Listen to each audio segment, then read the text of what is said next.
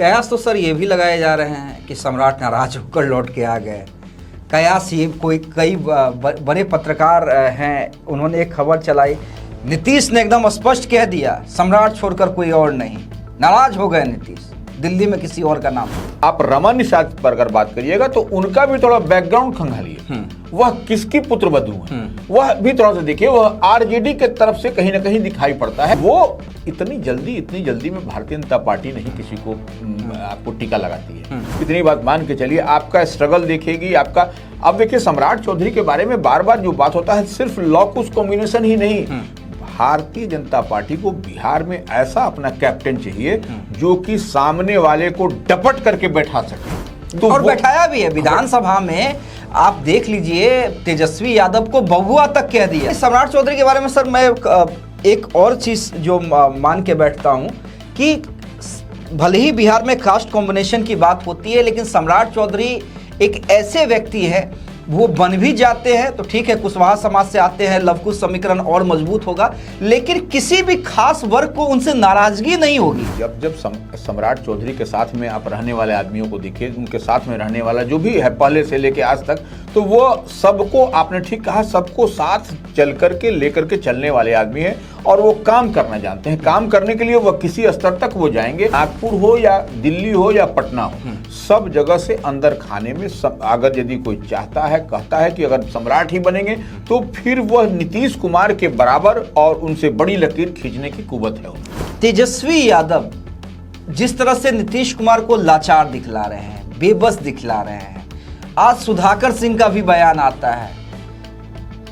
तो क्या माना जाए? ये नीतीश को इनडायरेक्टली मैसेज भेजने की कोशिश है कि चाचा जी हम तैयार हैं, आपके कॉल का इंतजार है, या फिर जनता को मैसेज भेजा जा रहा है ताकि जो नीतीश का खास वोट बैंक है वो आरजेडी की तरफ से।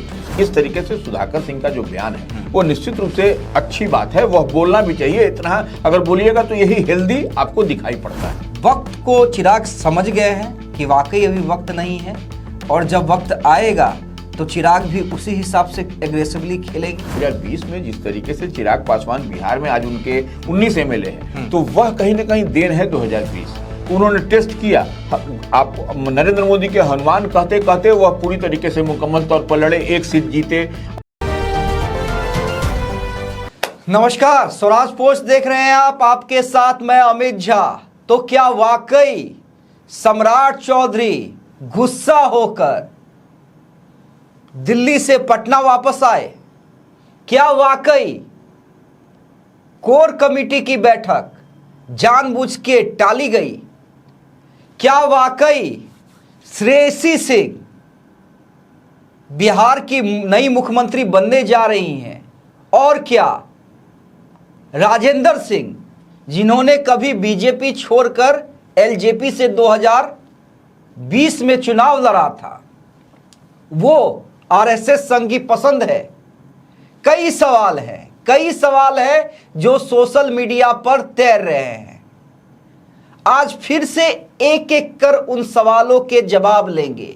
जवाब देने के लिए और आपको सही खबर से रूबरू कराने के लिए हमारे साथ हर दिन की तरह बिहार के जाने माने पत्रकार रवि उपाध्याय सर जुड़ गए हैं। रवि सर, डिजिटल युग है, सोशल मीडिया है, जितनी मुंह उतनी बातें। कोई कह रहा है सम्राट को तवज्जो नहीं मिला तो आ गए, नाराज होकर पटना आ गए। कोई कह रहा है कि आरएसएस वाले राजेंद्र सिंह को मुख्यमंत्री बनाना चाहते हैं। कोई महिला मुख्यमंत्री के तौर पर श्रेयसी का नाम ले रहा है। कई लोग ये भी कह रहे हैं कि भाई विजय सिन्हा भी बन सकते हैं, क्यों नहीं बन सकते हैं? क्या है ये? पहले तो ये बताइए कि कोर कमेटी की बैठक जो कहा जा रहा है टल गई, क्या कहानी है इसकी? नहीं, देखिए अमित जी, एक बात समझ लीजिए कि कोर कमेटी की बैठक के बारे में इसी तरीके से माने आकाशवाणी हो रहा था कि कोर कमेटी की बैठक है। कोर कमेटी की बैठक नहीं होने वाली थी, और ये सिर्फ पॉलिटिकल कॉरिडोर में या आकाशवाणी कह लीजिए वह दिखाई पड़ रहा था। तो इसलिए, और सोशल मीडिया का ठीक है जमाना, आपने ठीक कहा कि इसमें तरह तरह की बात तैरते रहती है। तो लेकिन तब है कि स्वराज पोस्ट जितनी बात ऑथेंटिक बताता है उस पर आप भरोसा करिए, यकीन करिए, कोई हवा में तीर नहीं चलता है। इसीलिए स्वराज पोस्ट के व्यूअर्स लाइक भी करते हैं, लोग देखते भी हैं स्वराज पोस्ट को, नंबर 1। नंबर 2 बात की जो वहां पर कल जो दिल्ली में 10 तारीख को नीतीश कुमार का शपथ ग्रहण था, उसके बाद से आप देखिए कि भारतीय जनता पार्टी के राष्ट्रीय अध्यक्ष वहां पर नहीं थे, नितिन नवीन नहीं थे, जो बिहार से थे, उनको रहना जरूरी था, हमारी बात से इत्तेफाक रखेगा लोग। तो वो निश्चित रूप से नितिन नवीन जो भारतीय जनता पार्टी का राष्ट्रीय कार्यालय दिल्ली में है, ठीक उसके सामने एक्सटेंशन भवन भी है, तो वहां पर 4 सत्र जो जानकारी मिलके आ रही है, 4 सत्र में वहां पर बैठकें चल रही थी, अलग अलग महिला वंदन और ये और संगठन को लेकर के तमाम संगठन के हर स्टेट से जो संगठन के प्रभारी हैं वह पहुंचे हुए थे, और जो संगठन की मजबूती में लगे हुए या क्षेत्रीय प्रभारी, ये सब तमाम लोग वहां पर बैठक, और उसके साथ मैंने फर्स्ट हाफ, सेकेंड हाफ, फिर बीच में लंच ब्रेक, फिर उसके बाद से बैठक, ये 4 सत्र में जो जानकारी मिलके आ रही है ये हुआ है। बिहार से भी लोग गए थे संगठन के लोग, इस पर कोई इनसे लेना देना नहीं था कि बिहार का मुख्यमंत्री कौन होगा, बिहार के मुख्यमंत्री, या अपना जो नेशनल प्रोस्पेक्टिव पर जो भारतीय जनता पार्टी का जो कार्यक्रम चलता है उसी मुद्दे पर, उसी बिंदु पर राष्ट्रीय अध्यक्ष सबको माने दिल्ली में अपने तलब किया था, दिल्ली में बैठक हो रही थी। तो इससे कैसे, जब दिन भर जब बैठक यहाँ चल रही थी, तो फिर भारतीय जनता पार्टी बिहार की कोर कमेटी की बैठक होने का सवाल ही नहीं है जो विनोद तावड़े के आवास पर। हाँ, यह बात जरूर है कि विनोद तावड़े के आवास पर यह एक आकाशवाणी थी, एक माने पॉलिटिकल कॉरिडोर में इस तरीके से चर्चा थी, उसी पर कयास लगाए जा रहे थे। कयास तो सर ये भी लगाए जा रहे हैं कि सम्राट नाराज होकर लौट के आ गए। कयास ये कई बड़े पत्रकार हैं, उन्होंने एक खबर चलाई, नीतीश ने एकदम स्पष्ट कह दिया सम्राट छोड़कर कोई और नहीं, नाराज हो गए नीतीश दिल्ली में किसी और का नाम सुन के। कोई ये भी चला रहा है, राजेंद्र सिंह भाई संघ से जुड़े हुए नेता रहे हैं, चुनाव भी लड़े थे एलजेपी से, आपको याद होगा 2020 में जब बिल्कुल टिकट कटा था, तो फिर बीजेपी में आ गए। कहा गया कि बंगाल चुनाव से उन्हें वापस दिल्ली बुलाया गया है। लोग कयास लगा रहे हैं कि राजेंद्र सिंह भी हो सकते हैं। कल जिस तरह से श्रेषी अचानक दिल्ली जाते ही सोशल मीडिया पे ये मैसेजेस तैरने लगा कि बतौर महिला मुख्यमंत्री श्रेषी सिंह हो सकती हैं। आज एक पत्रकार ने मुझसे कहा कि सर चैलेंज लगा लीजिए आप, रामानुजाद का नाम सबसे ऊपर है। तो क्या है सर ये? नहीं देखिए, अब इसको ऐसे ऐसे हम लोग एक एक करके हम लोग इसको डिकोड करेंगे। हाँ। आप देखिए कि राजेंद्र सिंह और श्रेषी सिंह महिला हैं और राजेंद्र सिंह पुरुष हैं, और वो आपने ठीक कहा संघ थे, पहले झारखंड के वो प्रभारी हुआ करते थे, ठीक है, वह बात आप 2015 में भी इनके नाम की चर्चा बड़ी तेज हुई थी। बिल्कुल, उस समय तो मुख्यमंत्री का नाम की चर्चा। हाँ, मुख्यमंत्री, वही मैं कह रहा हूँ, मुख्यमंत्री हाँ, तो ये देखिए उस समय, उसके बाद से देखिए बहुत तेजी से कालखंड बदल रहा है, बहुत तेजी से परिवर्तन राजनीति में दिखाई पड़ रही है, और आप राजेंद्र सिंह और श्रेषी सिंह दोनों एक ही ठाकुर और क्षत्रिय समाज से आते हैं, और आप देख और समझ पा रहे हैं कि बगल में पड़ोसी राज्य में उत्तर प्रदेश में चुनाव होना है, वहां पर बाबा हैं आपके उसी समाज के, बाबा योगी आदित्यनाथ। तो अब वहां पर भी राजपूत क्षत्रिय और यहां पर भी राजपूत क्षत्रिय, तो यह माकूल नहीं है। माकूल कहने का मतलब कि राजनीति के दृश्य से अगर आप देखिएगा, बीजेपी के जोड़ गुना भाग से ये बिल्कुल तो ये वहां पर भी क्षत्रिय, यहां पर भी क्षत्रिय, तो उससे कोई बहुत बड़ा आपको परिवर्तन होता। और हाँ, अगर यदि यह कुशवाहा बनता है बिहार में मुख्यमंत्री, तो कुशवाहा की आबादी उत्तर प्रदेश में बहुतायत है, तो वहां पर वह डिसाइडिंग फैक्टर होगा जिसके साथ में कुशवाहा वोट आपको जुड़ता है, और कुशवाहा की मजबूती बिहार में भी होगी। यही देखिए, यही टेक्नोलॉजी है, यही तकनीक भी है, यही राजनीति का आपको दावपेच भी यही बताता है। तो ऐसे में राजेंद्र सिंह और श्रेषी सिंह का जो नाम चल रहा है, इसी तरीके से जैसे कि भारतीय जनता पार्टी के कोर कमेटी की बैठक जो दिल्ली में चलने वाली बात थी, उसी तरीके से चल रहा है। और देखिए, श्रेषी सिंह निश्चित रूप से बिहार में नीतीश कैबिनेट में भी मिनिस्टर हैं, तो किसी काम से किसी चीज को लेकर के दिल्ली आने जाने में तो कोई रुकावट नहीं है, और तो वहां गए। और राजेंद्र सिंह अपना आप उनका फ्यूचर ब्राइट दिख रहा है, लेकिन इतनी जल्दी भाजपा दांव लगा देगी। और दिल्ली में भी एक प्रयोग किया है महिला मुख्यमंत्री को लेके, आपने बिल्कुल ठीक कहा कि यूपी में तो योगी आदित्यनाथ उसी कास्ट कॉम्बिनेशन से आते हैं, तो श्रेषी अभी उस हिसाब से यहाँ की कुर्सी के लिए फिट नहीं बैठे। नहीं, परिपक्वता भी नहीं है, वो देखिए वो मैच्योरिटी भी होनी चाहिए ना। कि देखिए सबसे बड़ी बात है कि क्षत्रिय समाज में एक से एक अन्य दिग्गज नेता भी हैं, तो उन्हीं पर दाव क्यों? ये सबसे बड़ी बात है। ठीक है, महिला है, आधी आबादी है, तो आपने ठीक है रमन निषाद का नाम लिया, एक रमन निषाद का नाम भी चल रहा था, लेकिन रमन निषाद को आप अगर यदि उनको भी थोड़ा सा डिकोड करिएगा, महिला होना अलग विषय है। महिला श्रेषी सिंह भी है तो वो क्षत्रिय समाज से हैं, और चाहे राजेंद्र सिंह, उनको आप एक तरीके से अलग करिए। आप रमन निषाद पर अगर बात करिएगा तो उनका भी थोड़ा बैकग्राउंड खंगालिए, वह किसकी पुत्रवधू है, वह भी थोड़ा सा देखिए। वह आरजेडी के तरफ से कहीं ना कहीं दिखाई पड़ता है कि कैप्टन जयनारायण निषाद, कहीं अगर आप उसको कनेक्ट करिएगा, जोड़िएगा, तो वहां से वो जो दिखता है। तो वो इतनी जल्दी में भारतीय जनता पार्टी नहीं किसी को आपको टीका लगाती है, इतनी बात मान के चलिए। आपका स्ट्रगल देखेगी, आपका। अब देखिए सम्राट चौधरी के बारे में बार बार जो बात होता है, सिर्फ लॉकुस कॉम्बिनेशन ही नहीं, भारतीय जनता पार्टी को बिहार में ऐसा अपना कैप्टन चाहिए जो कि सामने वाले को डपट करके बैठा सके। तो और बैठाया भी है विधानसभा में। आप देख लीजिए, तेजस्वी यादव को बहुआ तक कह दिया। बिल्कुल, मतलब वो अंदाज दिखा कि भाई अगर आप हमसे भिड़िएगा तो हम, ऐसा नहीं है कि बैठ जाएंगे, हम आपको आप ही की भाषा में और उससे कड़क भाषा में जवाब देने में सक्षम है। देखिए तेजस्वी को हो या फिर जब विपक्ष की भूमिका में सम्राट चौधरी हुआ करते थे, उसको भी याद करिए। और नीतीश कुमार जो मुख्यमंत्री बिहार अभी हैं, उनके साथ में आगे पीछे सामने आमने की लड़ाई होती थी पॉलिटिकली, तो वह भी देखिए कितने तेवर में, तल्ख तेवर में जवाब देते। तो यही देखिए, यही उनकी अपनी यूएसपी है। यूएसपी यही है कि जिस तरीके से काम करना है, बताना है, समझाना है और अपना 100% देना है आम आवाम के लिए, तो वह आपको सम्राट चौधरी देते हैं। तो अब ऐसे, और सम्राट चौधरी के बारे में सर मैं एक और चीज जो मान के बैठता हूं कि भले ही बिहार में कास्ट कॉम्बिनेशन की बात होती है, लेकिन सम्राट चौधरी एक ऐसे व्यक्ति है, वो बन भी जाते हैं तो ठीक है, कुशवाहा समाज से आते हैं, लवकुश समीकरण और मजबूत होगा, लेकिन किसी भी खास वर्ग को उनसे नाराजगी नहीं होगी कि भाई सम्राट चौधरी क्यों बन गए।